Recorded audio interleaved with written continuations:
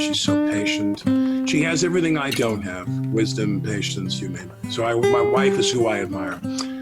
What and where, you said? Yeah. What and in the event, I'm hosting his show, The Jeff Richards Show.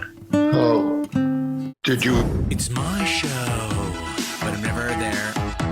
It's my I'm rich. You know what I mean? Man, I'm so happy to be on your show. It's Jimmy great Fallon. What do you want to tell the people? You know, you want to tell the people something? It was loud. Caskets. Thank you. Great to see you getting an Emmy nod and all of that type of stuff. I thought you were incredible on that show. Obviously, a huge fan. How's the weather right now? You know, it's fun. You know, it's like, you know, it's just a, you know, the people in this. You look like a fire hydrant, man.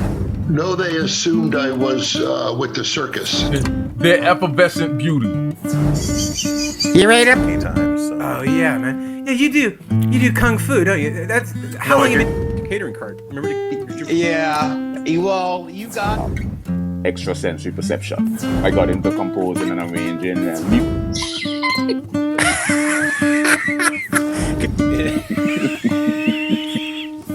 It's my show. Killing it for you, boy. Killing it.